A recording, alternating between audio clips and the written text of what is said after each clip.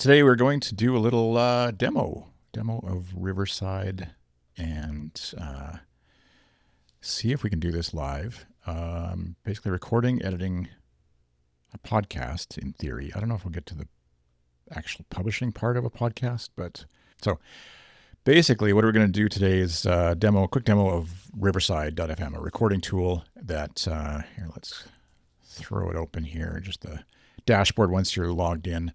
Looks a little like this. And basically it's a remote recording tool that it's kind of came on the scene, I don't know, a few years ago now already. And prior to Riverside there was a lot of like hacking together a few different apps, whether it was Skype way back in the day or even using something like Discord or FaceTime calls and things, and then figuring out how to record those calls using something like Audio Hijack. Is a really common tool on the Mac side anyways, or other recording apps on the Windows side to record the call and try and get that together. And that was just audio, never mind video, which then added a whole bunch of complexity. And so tools like Riverside came along a few years ago to make it theoretically easier to record video and audio conversations, primarily for podcasting, but obviously for YouTube and everything else and everywhere else that they all go. So what I was initially very skeptical of Riverside, I'll be honest, and just tools like it, because it seemed like, how is a web browser going to be able to do this? And if you've watched any of the streams I've done before, you know that I keep exclaiming, maybe is the right word, at my amazement that this is all happening in a browser. And so I should get over that, but there's still something in me. The early 2010s computer internet nerd in me is still shocked that 4K video is happening in the browser. So web browser magic is real these days, definitely. So yeah, and the reason why I've really enjoyed using it now is because it has become very reliable. So I have, I want to say 5 to 10 clients at various points that are not all necessarily doing it now or recording live, but using it on a regular, weekly, if not multiple times a week basis. And so that is a lot of stress tests. It's not just hobbyists who are doing it kind of for fun, for a podcast or a YouTube channel, but like people who are actually depending on this, like scheduling and then sponsors and, all that kind of stuff, and getting files to me to edit and paying me to edit. And so if it doesn't work, it sucks, obviously. And so you kind of abandon a tool pretty quickly if it's not very reliable. And so that's just my experience. And of course, there's obviously lots of people who are using, other people who are using it, big names, and then also just hobbyists as well. And so it's proven to be very reliable. It's not fail safe. It does fall over sometimes. Actually, just this week, it generally seems like if I ever am if I go into a client's project having the mindset of like, maybe I'll live stream my edit this week, that's when something goofy happens. So Riverside is great about like trying to fix that, but it still is an issue, obviously, and I have to wait for them to fix that, or maybe not. And the audio version of that particular recording will be fine, but just the video version might be a little goofy or non-existent, depending on how it goes.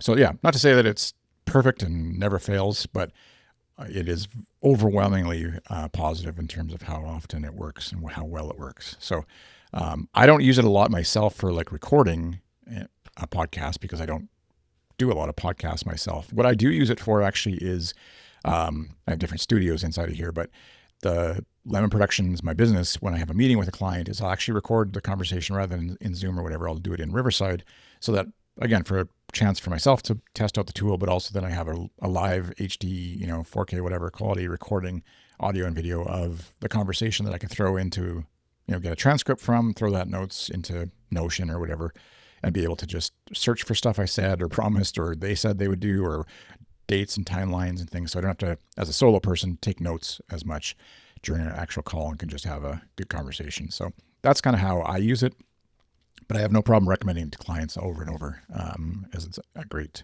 tool to use. By the way, if you're like going to check it out, you could use this isn't what I was aiming to do with this, but Riverside.fm and then the little question mark via equals iChris as a affiliate code, and they'll know you heard about it from me. So, but yeah, that's kind of the gist of it. So I think rather than running out of things to say and keep babbling, I am going to go on to setting up a show. So inside of Riverside, and feel free to throw questions in the chats if you're on YouTube or Twitch, but basically you can set up different studios, and this is their fancy way of basically allowing you to have different sessions and different settings, and then all the recordings are organized under each studio. So you don't have to have multiple studios like I do. It can help just for keeping your brain straight as far as what what went where. So you can plan to have a recording, so you could schedule it. So this is what I do with clients or for meetings with clients, and we'll schedule it just so it's on a calendar somewhere, as well as I can send the invite via the email from Riverside, and just all the details are there as far as how to get invited. But for the purposes of today, I'm just going to do a very quick recording right live here with Tim. When you hit the recording screen, it does a little check of your own gear. So I'm going to say I'm using headphones. It's very important to use headphones. If you don't, I will be frustrated with you if you're on a one of my clients' shows. One thing they can do, so this is obviously like I can say my name here, whatever I want, and that's what's going to appear just in the recording, and it can be used on screen if we wanted to. And then I can join the studio and choose like my camera and mic and headphones. So I can have my AirPods in, let's say, and use a fancy microphone. I can do, you can invite people as a producer where they wouldn't actually be, I've done this with a few clients where I wouldn't be necessarily recorded on the call, but I can see and hear and participate in the call as if I am there, so that I can actually help guide or make notes about recordings or whatever might happen. So, but for now, we're just going to join the studio. And this is where hopefully all this works, because I'm using Ecamm, obviously, to live stream. So this is where I would, if I'd done this in advance, I don't need to obviously do this, but I can name the recording. So we'll just do live stream demo with Tim. Naming things just like files in your computer is helpful just for finding it later. This is where you can invite people. If you didn't have a live stream setup like I do, you can actually invite people to record or watch your recording. So it's actually kind of neat, because you can have, this doesn't involve like Twitch or YouTube or anything. It's literally inside of Riverside, where they can actually watch the recording here. So you could have like a private audience, let's say, maybe you have like a membership site. You don't want to do like a public thing like I'm doing. You could actually invite them to just participate. They'd get a special URL to be able to just watch when you're recording. And again, and like I said, the producer role is there as well. So in this case, I'm going to use the guest option. I'm just going to switch back to just my thing here, send Tim the invite, and just make sure he's got it good to go. Join whenever you're ready. I don't know if he's out there watching, but there we go. Switch back to double me. All right. While we're waiting for Tim to hopefully show up, according if all goes well, just a few things about the interface here. Basically, you can get details on the recording quality, like what the settings are for this particular studio. My camera that I'm using right now is a fairly low-end camera, but you could do 1080p, 4K. I think I must have dialed it down for whatever reason, this recording, but you could definitely upgrade that. I can see right at a glance what the quality of, or the gear and the levels that I'm using for each guest. So right now it's just me. I can mute, I can turn off the video, turn it back on. I can see if they don't have headphones on and they forgot to check and they lied for some reason and said they did. I can turn on echo cancellation if I wanted to. And then you can get details. I think we'll see when Tim joins how much control. I don't think I have control over which camera he's using, but this would allow me to see at least, if I know they don't have headphones on, it's just their computer. You can say, hey, can you grab AirPods or grab a set of headphones or whatever, and get that set up so that we can do a proper recording. Other things inside of Riverside here while we're doing this is like I said, down here you can have, again, choose my own mic and stuff. But you can actually run a teleprompter, which I've never tried doing, but it basically throws up on the screen, puts on a screen a script, and then you can obviously edit that, type it in, paste in some sort of script. So you can use Riverside just as a recording tool, even if you're not actually inviting anyone else into the app for a session. And that allows you to run it as a teleprompter. Oh, just turn the script back on. So works pretty handy, because not a lot of recording tools that you'll have on your desktop will have that built in. So makes it for another great way, especially if you're involving an editor, to have it all recorded live right to the web, and you don't have to send them files. You don't have to share a Dropbox link. You don't have to throw it through iCloud, etc. All that kind of stuff. So, let me just see here if that was, no, it's a comment, sorry. How does the teleprompter scroll mouse wheel? Let's see, actually, I'll just paste in my thing here. Let's just see what it does. Obviously, you can change size, scroll speed. Okay, so I can set the speed to be So it would take 20 seconds, 22 seconds to read. Oh yeah, so it can have that's pretty fast. What did I do? Oh, there. Wrong way. Let's go. It's going to take me 47 seconds. Anyways, quick mention of what we'll cover: recording, ease, powerful editing, use my URL, recording your podcast. So obviously this wouldn't show up on the recording when you send it through to Riverside if I hit record, but and it looks like you can have a pop-out window with the similar controls. So that's pretty slick. So if you have your guest and you're doing some sort of script with them, slick little tool, which I don't make use of. So, but handy to have. And let me just double check here, see if got a join. Yeah, he's coming. Good. And yeah, you can share your screen. I'm not going to do that right now, just in the interest of not having too many screens floating around all at once, but you can share your screen to the call, which would then get recorded into, and I'll maybe try this with Tim if it works, but basically then your video recording, you get your camera, you get your guest camera, you get your screen that was shared, the guest screen if they shared their screen at all ever. You can do other branding stuff here. We'll just show this, like if you had a logo that you wanted to put on the screen, if you wanted to put, you can see my name is changing. Why am I pointing at my screen like you're watching me? Do the edgy version, because it's very edgy. Not sure where I got the colors from, but we'll go bold or edgy, or fun. Yeah, fun is rounded, I guess. We'll go for bold. You can throw some text on the screen. So again, this is more like if you were using this to like personally, I would do this after the fact in like some sort of production tool, editing tool like Final Cut Pro or Descript or whatever, or inside of Riverside itself as a post-production rather than embedding the video with the text on the screen. Gives you that flexibility, especially if you're doing like some sort of like local recording, recording with like membership, like I was saying, watching you.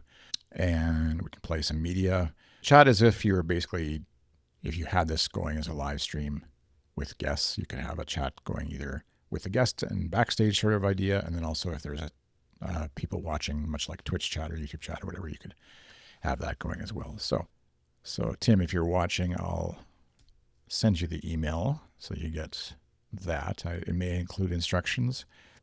Browsers will definitely handle just like nothing else. Like it has to be a Chrome-based browser, of course, to be able to do the audio and video well.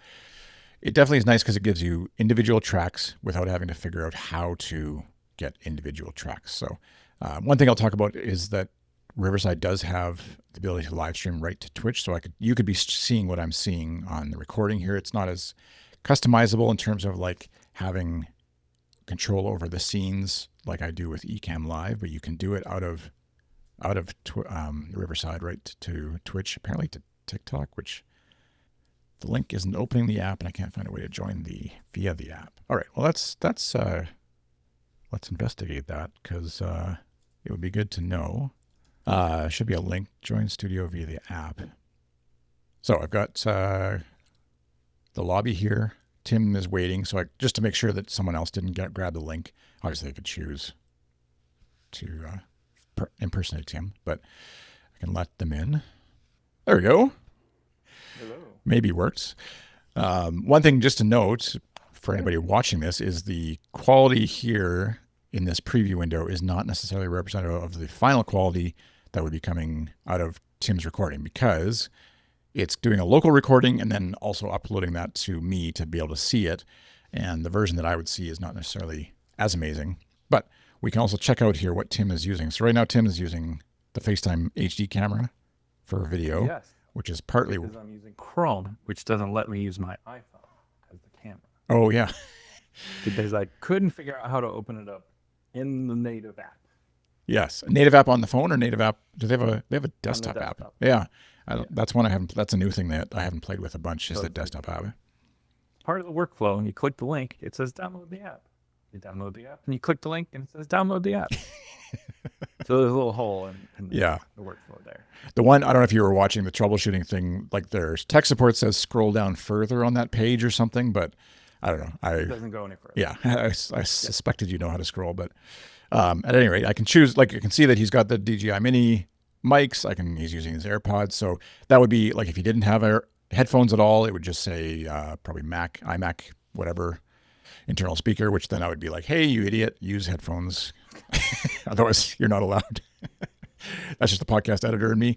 You can do echo cancellation, which, because obviously, just for anybody who's not aware, if he doesn't use headphones, his speakers are playing it, then his microphone has to like cut out the playback of me talking, whereas, and that's what the echo cancellation would do. But it's not as good as just not having the audio there to begin with, because that way, if Tim talks while I'm talking, we can both be recorded just fine. So I see. So that's where the branding, we've got the text on the screen, the bold text of Tim. I can add it. Add your title. New York person. Let's make that bigger. There we go. Sweaty New York. Sweaty New York person. Okay. So now we've got Tim here. We've got the guest. We're ready to record our podcast. And so all I have to do is hit record.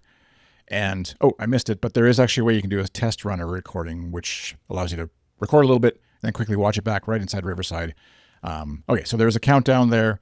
Now we're recording. We would typically start with, hey, Tim, how's it going? Welcome to the podcast. Thank you. What is new besides being sweaty, what's happening in New York today? Live from New York. This is big storms. Thursday afternoon. We have big storm warnings. I broke my foot.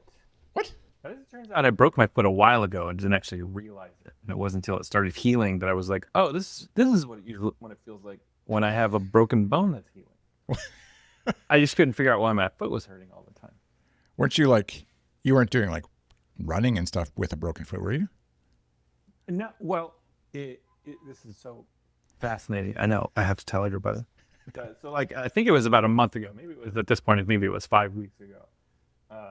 My foot started hurting, and I was like, it doesn't hurt that bad. And I went running, and it didn't hurt at all. But then the next day, it hurt a lot, and it kept hurting for a couple of weeks. I was like limping for a while. I was like, should I go to the doctor? It kept not being quite bad enough that I felt like I needed to go to the doctor. And then it started easing off, and then I started getting that feeling you get when it hurts, but it also kind of tickles a little bit. And that's for me, that's what tells me I broke my collarbone a little while ago, and that's what it felt like when the collarbone is coming back together. For me, that's what the healing feels like. It's kind of a ticklish pain. Right. I was like, I broke my foot and I didn't realize it. But if I think back, there was a moment where it was like, super sharp pain, just not from doing anything in particular. I was like, I must have pinched a nerve or something because I just stepped weird. But in retrospect, I might have broken a little bone or something in there. And I don't know why. So for anybody watching the live stream right now, the video, you can see it looks like Tim just suddenly went into the witness protection program and we've blurred his face to protect his identity. It's more than likely, and we'll test this out obviously once we get to the editing side of things, but it's more than likely because the bandwidth or something is goofy right now, uploading wise. But up in the top right corner, I can see the upload status of both our respective videos. So it's a cumulative 95% between myself and Tim as we're talking and recording, and the longer we talk. So that's one thing to keep in mind and this is what I usually tell guests or clients as well is, give it a second once you stop recording before somebody closes their browser window, because you want to let it finish. And by and large, most people are in an area like New York or a major city or have good enough bandwidth. If they're doing this kind of stuff, it's going to keep up pretty quickly, and it might need just a minute afterwards or 30 seconds or whatever to finish. But there are times where guests have abandoned the call too quickly, and then it's not lost though. It's pretty slick how Riverside has. You can just go to riverside.fm/upload, and if it's somewhere on your computer in your browser cache or whatever local storage, it'll find it and finish the upload for them. So there's some fail-safe there. A bit, but always best just to wait and let it finish, and they'll give you. I'll show you here when it's done. So, anything else to add to our amazing podcast, Tim, before we leave? Oh no, it's been great. Thanks for having me. So you can find Tim on the internet at where are you these days? Murtaugh.com. I shouldn't have this somewhere. Where am I not? I have a personal site at timurtaugh.com, MURTAUGH. I'm MURTAUGH on most of your social networks, except X, which I have abandoned. I am also at pronoun.town, where I sell stickers if you need pronoun identifiers for your events. And that's about it. Sweet. Yeah, and I'm Chris. You're watching this stream because you know me, or hopefully, or you just stumbled upon it. Anyways, so that's the end of our podcast. I'm going to hit stop. You could do, just to be clear here, if you really wanted to, you could have like all of your audio embedded and done ahead of time. That was not Thunder in New York. That was just a transition. But you could have your intro and your outro done right inside of the file as you're going. Personally, I'm not a fan of that, because if you're going to hand it off to an editor anyways, you might as well let them do it natively, or like, yeah, with the editing tools and sound and quality and whatever that comes from that. So at any rate, we're going to hit stop and end our podcast at that point. And so now you can see in the top right corner, it's finishing uploading. Gives me a little pop-up that says it's uploading. I'm done. Tim's done. We're good to go. I'll give them feedback that it was pretty good. Yeah, I won't waste time more on that. So that's done. So technically now we're still chatting. Obviously Tim can hear me. I would say we're going to hang up, and Tim's going to actually call me on eCam. We'll join on the stream if you want. Do you have time, or do you want to be gone and be sweaty elsewhere? So I'm just going to click the go to project link here. This is a newer thing to just like, I think the call stays active. Yeah. So I'm going to do that, but I'll hang up on Tim, and then he'll join me in the afterlife. Okay. Here, let me just quickly get the link for Tim so he can join us. Should be the same link as always, but just in case. And I'll go back to this. Actually, we'll just go right to the guest call so we can add Tim once he's here. So while we're waiting for Tim to call back in, you can see basically the recording is here already of that little 4.5 minute call. That was our podcast. It's obviously, it would take slightly longer potentially if you did like an hour long call, and your upload time might need to be delayed, just a little bit more. Bring Tim in, assign to guest 1, and we should be good to go. I have more pixels now. Yeah, you got better pixeling. Congratulations. Thank you.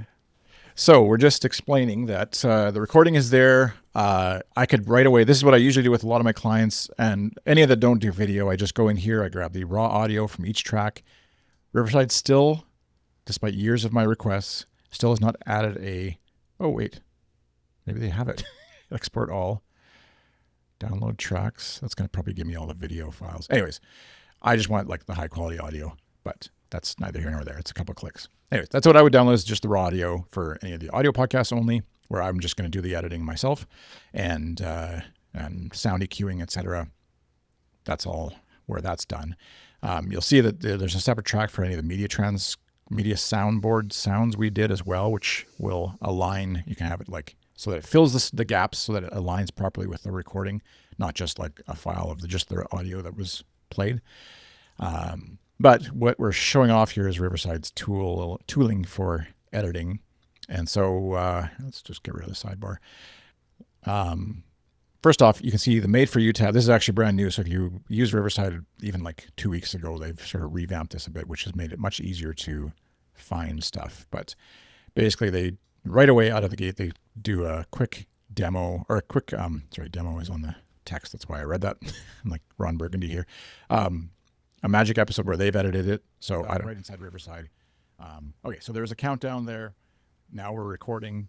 We would typically skip ahead here with... I broke my foot and I didn't realize. So it's doing magic cuts. It's trying to figure out where it thinks the active talker is. Give you again. It's probably done some editing, even of that, we'll assume. And I could just theoretically export this right out to video or audio from there, and that could be my actual podcast if I wanted to. And generally speaking, do the least work possible. Yeah. If you're and I know people who use that, and especially for the video version, and maybe even the audio version too. Especially if it's just a 2-person call or conversation, that's like 70-80% of the way there, and you'll be fine. And most people, there might be the odd like weird cut that it throws in, but it's going to be almost not noticeable for most people listening, unless they're so inclined to pay attention to stuff like that. You can have it generate. I didn't shoot. Apparently, the generate show notes only works on recordings 5 minutes or more. So for transcripts and stuff. So I didn't quite hit that deadline, but it'll generate show notes, quotes from the episode it thinks are interesting, which are hit and miss, or more miss than hit as far as what I've seen so far. And then also it'll give you the transcript of the conversation. So it'll also generate, let me just see here. Whoops, where am I? Oh, up here now. Yeah, I'm still learning. Oh yeah, so because we didn't do this is the demo, a live demo issue. So Magic Clips is something where it generates shortcut clips from the show to share socially. But because we didn't record more than 5 minutes, it doesn't do that automatically. So we'll have to do a little bit of that on our own here. These are the things you figure out the first time you do this, and then next time it works better. So I can just click into the editor, which if you've watched any of my live streams before on Riverside is a very slick and powerful editor right inside the browser for this multi-track recording that Tim and I just did. It looks like it's still processing back right inside Riverside. Okay, so some of that, which usually it's pretty quick about that. Okay, there we go. So there's a countdown there. Now we're recording. So this is the presentation with, just bearing in mind these are two different tracks. So we've got Tim's and mine, each on individual tracks, both video and audio. So I can very easily cut out Tim or cut out me. We can swap it around if I wanted to do it manually here. I can sort of align Tim better if I want to in the video version, zoom him out or zoom him in. And I can also do a bit of like layout here if I wanted to have it. Oh, this they've updated too. I should have actually played more with it before with the new version. I wasn't realizing it was going to be. I like adding spacing. The rounded corners thing never shows up for some reason, but it should be there. And then throwing a little background if you want on the video. But that's just the presentation wise, and more importantly on the editing here. So we've got a bit of like preamble before the conversation actually starts. And so I could say, typically start with, hey, Tim, just click and drag and then hit delete. And then now the show just starts with, Tim, how's it going? Oop, I cut off too much. So I cut off, hey, restore that. Hey, Tim, how's it going? Welcome to the podcast. So you can do that with words, with the text-based editing, or you could actually like drag down here in the editor. Hey, Tim, how's it? And have it, I can drag to include more or less. Hey, Tim, how's it going? Welcome to the podcast. Thank you. So this applies to anywhere in here. So at any point you can just, if I didn't like that Tim said my foot started hurting, I can just delete that, and then now it's going to jump from Weeks ago. Monster. And it didn't hurt at all. So you can see, like, obviously if you're paying attention, it's jarring, but an audio listener And I went running, and it didn't. Would be none the wiser that got cut, which is, again, pretty slick. So I can restore that so it doesn't have that cut there.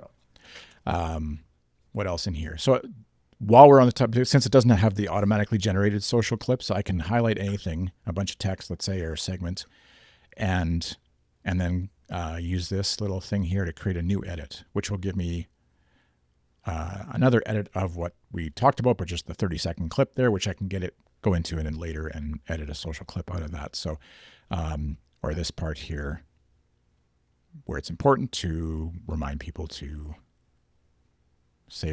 keep the browser tab open, is another little clip that maybe I would want to use from this podcast as a way of promoting how interesting this podcast is. So that's manual editing. Works very similar to like a text-based editor, obviously, where you can just highlight, delete, restore. There is some text correction. So if I'm not going to go through here quickly, but I was like limping for a while. If limping wasn't spelled correctly, I could click the correct and then just type in what I wanted to actually say. That's just for the transcript. Has no bearing, obviously, on what Tim is actually saying. But that is coming.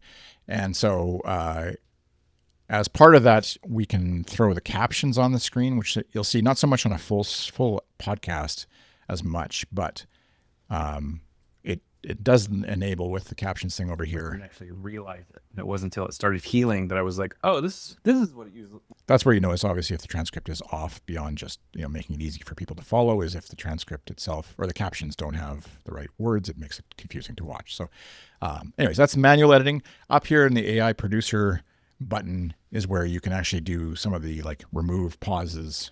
So anything longer than 3 seconds or more, it's going to automatically cut. So that could be like this is what I usually do, at least the 1.5 seconds for most podcasts, where the video isn't as like important to watch every second of, is I just record or click 1.5 seconds or more, and then it just gets rid of any obvious gaps where someone went to get a coffee or whatever might have happened.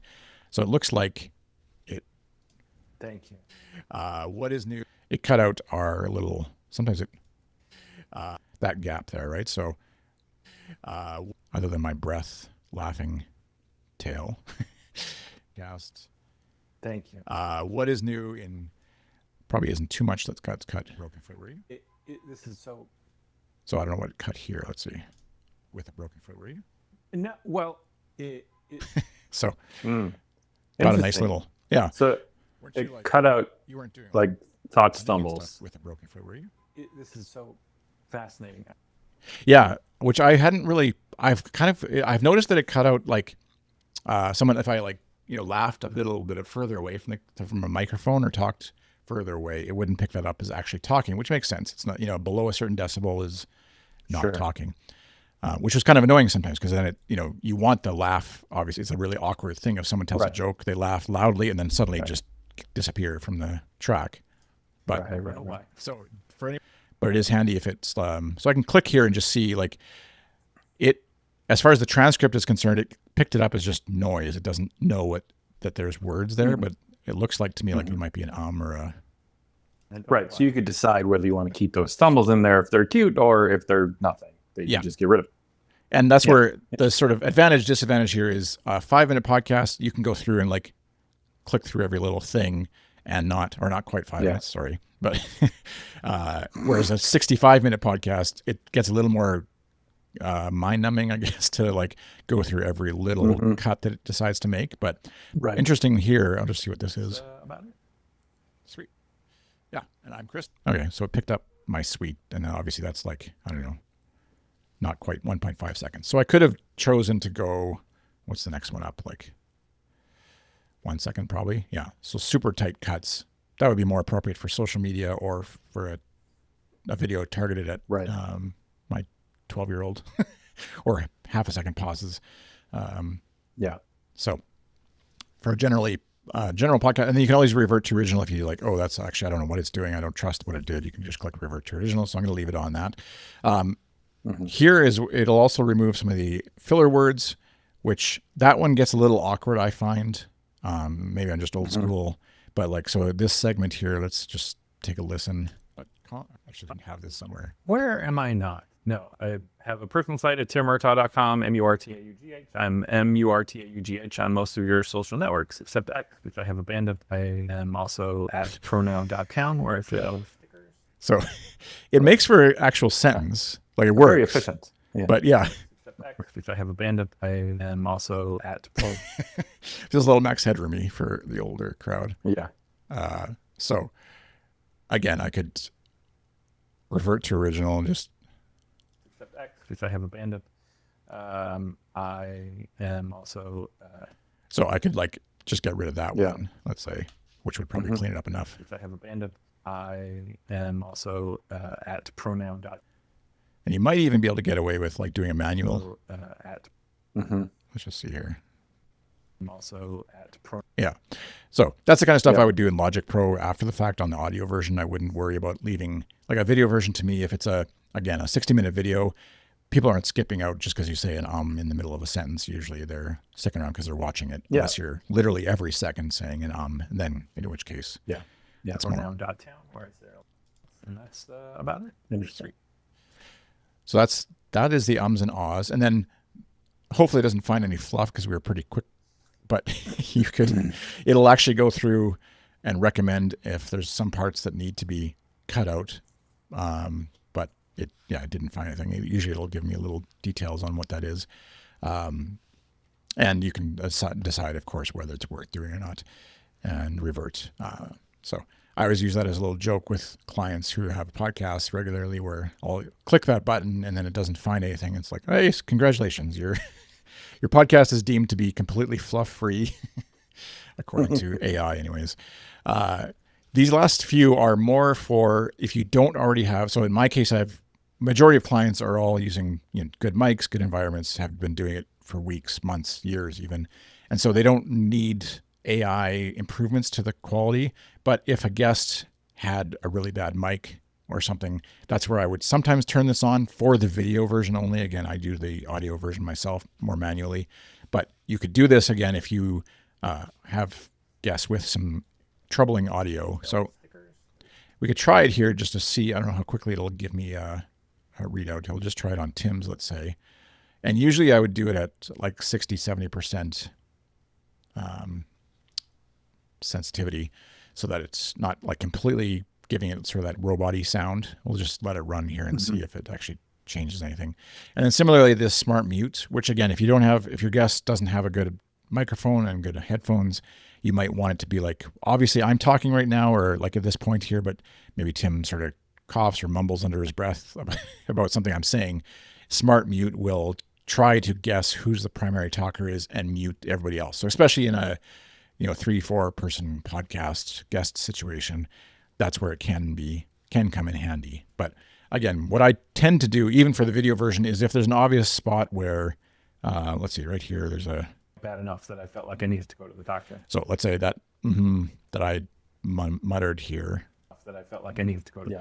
I could just in the transcript here actually just mute my side of the conversation. So then Enough that I felt like I needed to go to the doctor. I don't hear me anymore. You can still, obviously, sometimes you can see it. And if anybody's paying attention to like some of the shows I edit, sometimes one co-host will be talking or mouthing words that aren't actually happening because the other one is broken bone that's healing. Right. And I could see how you'd want to do that for something short form. But longer form, you might want to keep that because that's the sort of thing that like demonstrates active listening on both parts, right? Yeah, exactly. And it's such an interesting, like the technology is thrusting these thoughts and ideas and decisions on the creative side of it. Is like, why do I have these things in there? Do I want them in there? AI is going to just remove it and make it sound very tight or clean, maybe, but also potentially remove some of the humanity out of it. If maybe that's a little lofty to say it's removing humanity, but like, like you said, the reactions, the coughs, the clearing the throat, the like longer pauses where you're either emotional or thinking, all get removed. And I think, there's a balance of like, are we better for that or not? So I'm not trying to be too philosophical about it all, but it does affect. No, it's legit, for sure. Yeah. Watching the kind of things that my daughter watches, a 12-year-old, versus what even my oldest watches, 18-year-old, and versus what I watch, we had the adults in the household watch. There's the different styles, the editing. She watches, like my daughter, so a lot of the clips are like, if they're on shorts and it's makeup tutorials, maybe they're actually like layering the audio so that the next clip is starting as they're still finishing the first clip. And so there's literally no like breath, even though there actually technically was a breath. Yeah. And it's just like, your brain can't even stop to think, and she doesn't see that obviously when she's watching because it's just normal. Okay. So Tim's audio has been enhanced. Let's see I don't know if it'll sound much different, but. Where am I not? No, I have a personal site at timurtaugh.com, MURTA. Definitely sounds louder just at first glance, but it's hard to say that it's MURTAUGH on most of your social networks. Right. X, and if it's only just louder, then you could just do that yourself. And actually on the export, there is a leveling tool that it will run. I think it actually is a little less echoey if I'm being really picky. It could be. Yeah.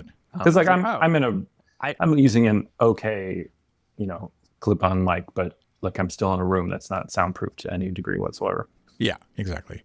And then the last two is just for the video version purely, where it will do, which it kind of already did, but I could apply automatic smart layouts so that obviously as one person is talking, it'll switch and then kind of goes back and forth. It does this weird like. And it wasn't until it started healing that I was like, oh, this is what it feels like when I have a broken bone that's healing. I just couldn't figure out why my foot started hurting, and I was like, so yeah. It's handy. I've tried it with a couple clients where we tested it out sort of like on a longer form conversation. And there's the there's enough times where it makes a weird choice that you can't just let it run. And so unless you're willing to watch it all through, and it might need just like a minute afterwards or 30 seconds or whatever. See, like there are times where guests have like, right. Like, hey, Tim's drinking coffee. We should focus on that. That's an odd choice. Yeah.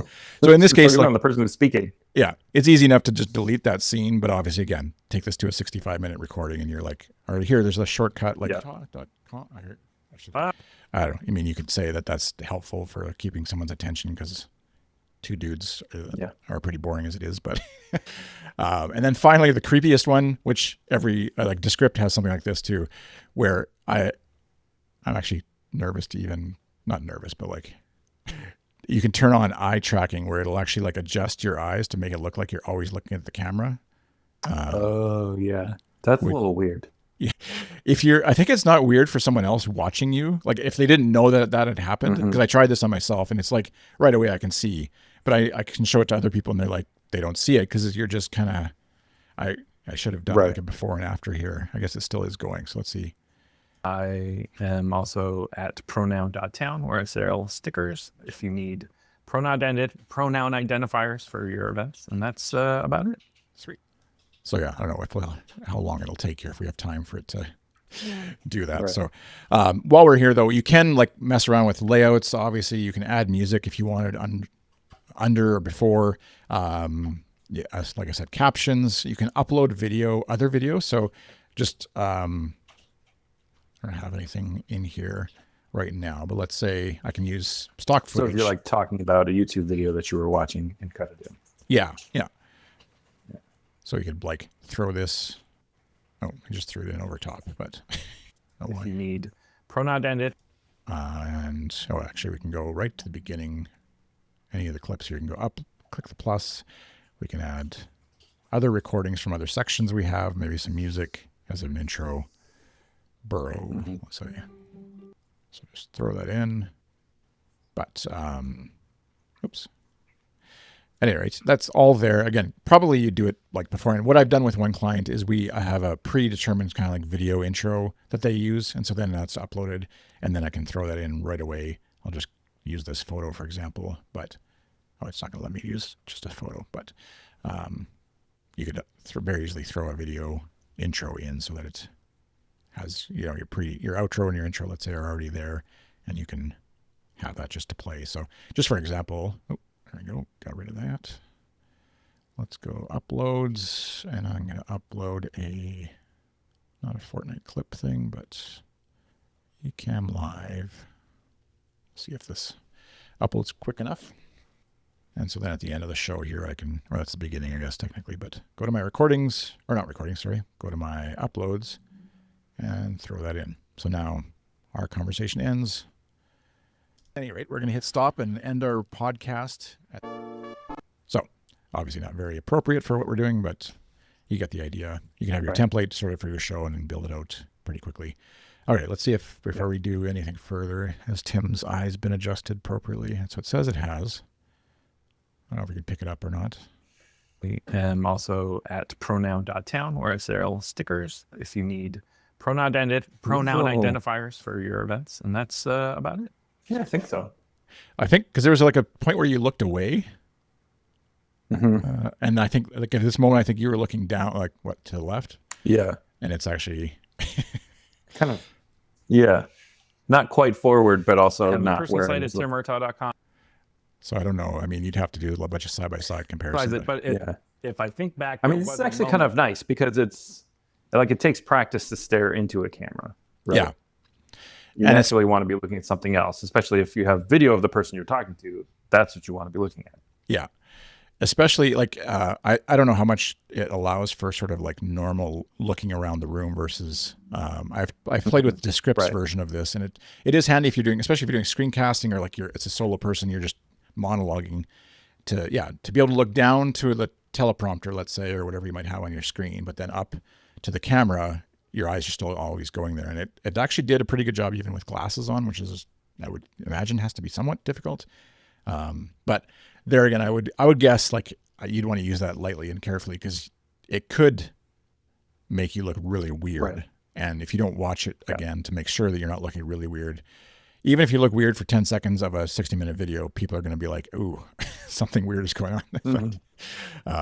So yeah, like I said before, you can put text on the images or on your video. You can put images. You can do uploads. You could record more if we wanted to. Oh, I'm just going over to the recording studio. So I could do that. Go back to the editing. I don't need to record more. And now I've created a little, hopefully everything's still working. All of those things you can be added on either inside the editor here. And then when it comes time to export, I can do up to 4K, again, depending on the quality that you start with. And then I always do the normalizing audio levels.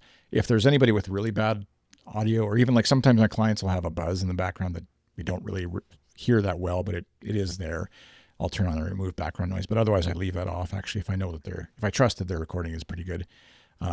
Just because I don't need it to add any extra artifacts that come from sometimes removing things.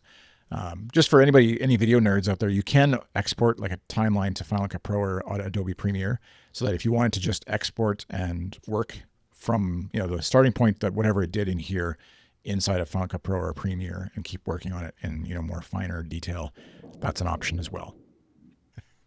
So I can click export.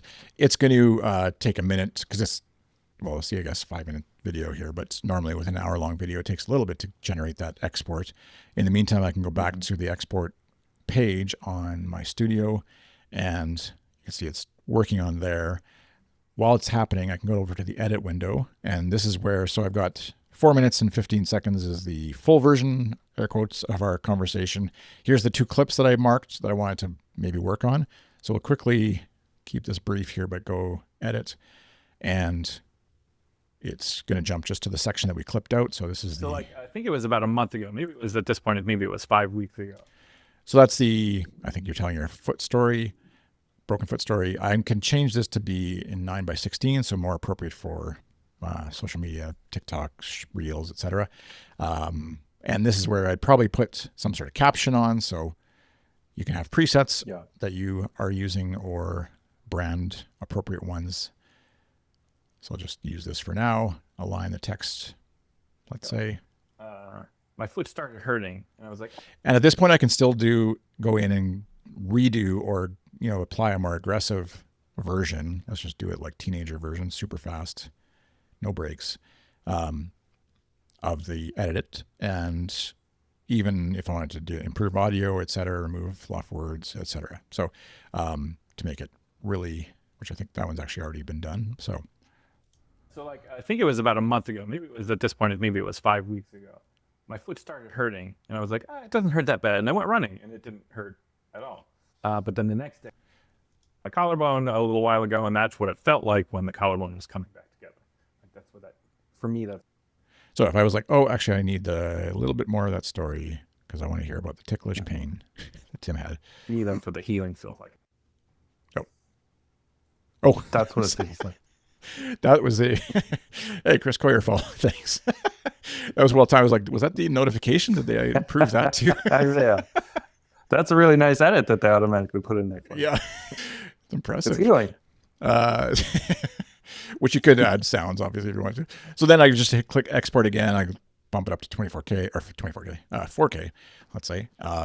And even though our videos I think are 720p, it's whatever. Remove the watermark, normalize audio, and it's going to start editing that one. Go back to my exports, and let's get the, I'm going to the edit page. The importance of letting it upload. So that's one thing to keep in mind. I could just go to the edit here, and let's say, again, I want to do 9:16, and I don't. So that's one thing. I think I talked pretty fast, so let's see. I don't think I can. There's one pause. So I'm a faster talker than Tim was, I guess, telling his story. You want to let it finish. Which that's actually a terrible edit because now it doesn't make any sense. You want to let it finish. And perfect. So then again, I didn't put captions. Let's just throw some captions on there. Different ones this time, maybe. I like big captions. I've heard, I need to go back and reread, but like the captions that are put on are not so much for people who are hard of hearing anymore because they're more aesthetic and visually distracting than people would prefer if it was actually like captions for readability. And it's more just for people who are scrolling social media, don't have sound on, and you're wanting to try and grab their attention. So something to keep in mind if you're doing this for like... double keep in mind, if you're doing this for accessibility, that's not the way. I'm not trying to give advice on exactly what the right way is, but just know that often they're like one word at a time. It's very fast. It's not like a very readable format. And so I always try and like do it, at least have 2 to 3 paragraphs or lines at a time. So it's more on the screen, not massive size. And this is what I usually tell. Yeah, there are standards for closed captioning, and this is not it. No. Luckily, services like especially YouTube for sure, but also YouTube and YouTube Shorts, TikTok even too, will do automatic transcripts of the recording. But then you sometimes get double layers of transcripts because these ones are embedded in the page or in the video, sorry. And so then they can't be turned off, whereas the captions for TikTok or YouTube Shorts are allowed. They can turn them on or off as they want. And so, it's an extra data layer in the player. Yeah. So I don't know what I should talk with somebody who has more knowledge and accessibility for video and shorts, because that's a weird space that. It would be interesting to know what the opinion of this kind of captioning, somebody who is hard of hearing, what their opinion is of this kind of captioning. If it's sufficient or not sufficient. Yeah. And if it's distracting in a weird way or not more annoying than anything. So that now I can see I've got our full video downloaded, or video version edited here down to 4:15 from our massive 4 minute and 30 second long clip. And then I'll just download one of the shorts here just to double check that it worked. So I think it was about a month ago. Maybe it was at this point, maybe it was 5 weeks ago. My foot started hurting and I was like, it doesn't hurt that bad. And I went running and it didn't hurt at all. But then the next day it hurt a lot. What tells me I burst my collarbone a little while ago, and that's what it felt like when the collarbone is coming back together. For me, that's what the healing feels like. It's kind of a ticklish pain. There we go. Amazing. Perfect. So it's a 1 million view TikTok right there. Yeah, exactly.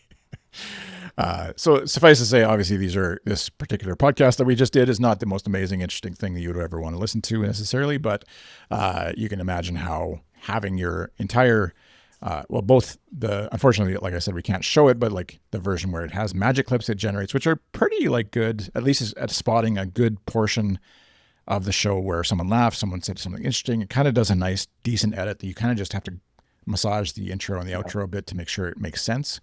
And then obviously arrange it in the style that you like as far as captions or not. And, top. It does a lot of the grunt work for you, but you'll still have to pay attention.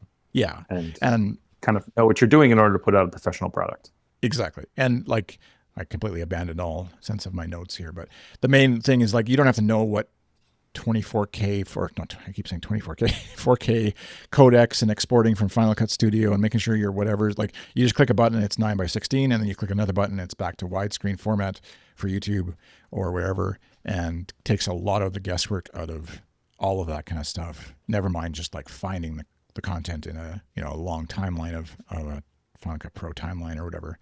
So let me just double check. I think that's the main kind of stuff. There's chapter markers. I didn't touch on those that you can do. So you could take that into something like both YouTube as well as if you brought it into Final Cut Pro to find stuff and you're trying to do a bit more of that kind of work.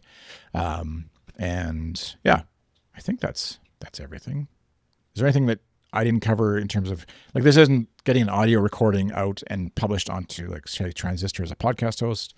We obviously are over time for getting that done, but that would definitely be doable from even this recording here. So this edit, I can download that, take the audio version of that into Final or Logic Pro or wherever and upload that as an MP3 and away you go. It makes a lot of sense. And from you've shown it to me before, but you haven't really worked through it step by step. And seeing it again now, seeing the workflow, I'm definitely going to take a look at it because I do have some projects I'm working on where I've been okay, I'm gonna have to figure out I'm gonna have to learn how to edit this. And this would make that learning curve a lot shorter for me. Yeah, it's definitely again, me as a professional editor who does this for a living, I would use it in a lot of ways just to make things simpler and shortcut some parts so I can do more with in less time. But also for the hobbyist, basic, one time, even just once a month kind of thing, it's a pretty slick tool. The covering the pricing, which is where obviously all these things kind of, whether it's worth your time and money to use. So the free plan is 2 hours a month, 720p recording, which is the quality we were doing there, and doesn't give you any 2 hours of recording time. So like as much as 2 hours, it's kind of like test it out with your podcast and see what you think. Doesn't give you any of the AI editing or stuff that we were demoing here. For that, you need to jump up to their pro plan, which is $288 a year, $288 a year, or you can do it monthly, and it's not exactly, it's a little more than it would be obviously per month. Ooh. Yeah, so that's that. And then AI editing. The one thing I didn't really touch on is you can do, I think I mentioned at the beginning, but you can actually technically live stream right out of Riverside to Twitch, YouTube, TikTok, even maybe. And that would be where their pro plan comes in, is if you're wanting to basically do it all from Riverside, everything start to finish. So you could do that as well. And where that would be handy, I think, even if you're not like professional live stream person, is I can see like some of my clients, like Chris Corrier, Shop Talk Show, if they wanted to just do a quick live stream version for friends or for people who happen to tune in live, knowing there's going to be fumbles or edits, but it's kind of just gives they could punt it into their Discord or whatever as an unlisted YouTube stream. But you're not doing a lot of like the Twitch and followers and, widgets and whatever, all that kind of stuff. That's where it could come in handy. So, but yeah, for $288 a year, I don't know. I can't say for sure whether your podcast is worth having that tool. I know in the past, the time and energy spent just trying to connect Skype to do a proper recording would save you that much. What is that? $12 a month or something? I think is whatever it works out to, but, or $24 a month. Sorry, I had yeah. So again, that's either like a crazy amount of money to spend on software every month, or that's like indispensable and super like no brainer amount to spend on software each month, depending but on it's also, it's probably a reasonable amount of money to spend for 1 month to see if you like it. Yes. Yeah, exactly. And I mentioned at the beginning before maybe you were watching earlier, but too, I use it with clients and prospective clients just to record as meetings rather than Zoom or whatever, both for familiarity with the tool, demoing the tool to clients, prospective clients, but also then I have a recording, a studio effectively where all those video files are saved and I can edit and get transcripts out of and stuff.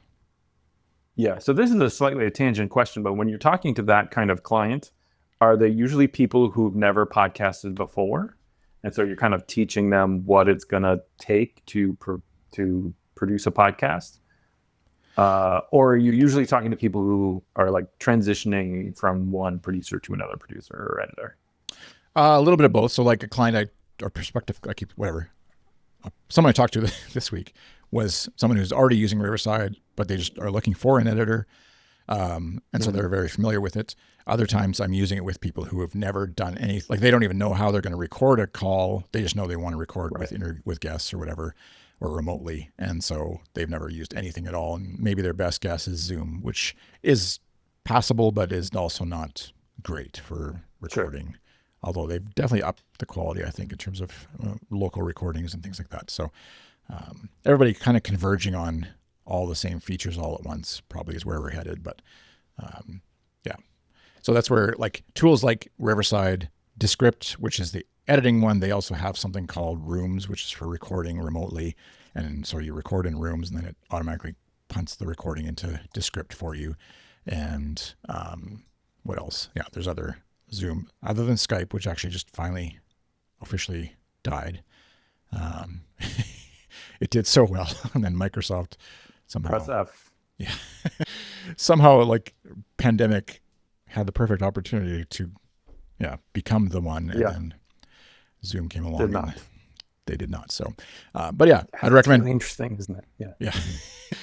Kind of crazy considering, like, especially in the podcasting world, how ubiquitous Skype was, that it like, even to the point where today I say, like, if I hear a weird computer artifacty, I say you're being Skypey or whatever. Like, but anyways, so yeah, that's Riverside in a nutshell. And watch for Tim and my podcast to appear. Can you hear the story all over again of how Tim thought he broke his leg and did My Left Foot, Part 2. And as far as this show, I think I touched on it at the beginning. I don't know if you were here, Tim, or not, but Dave Rupert kind of helped me brainstorm the idea of like demoing and trying out different podcast editing and video editing production tools, live streaming them, and just kind of like letting people tune in to see how well they work or don't. And so we might try and do a little bit more of that too, in addition to some of the conversations and stuff that we're having with people. So anyways, so next time, next Thursday-ish, hopefully, we'll be back. Thanks, Tim. Cool. See ya. See you later.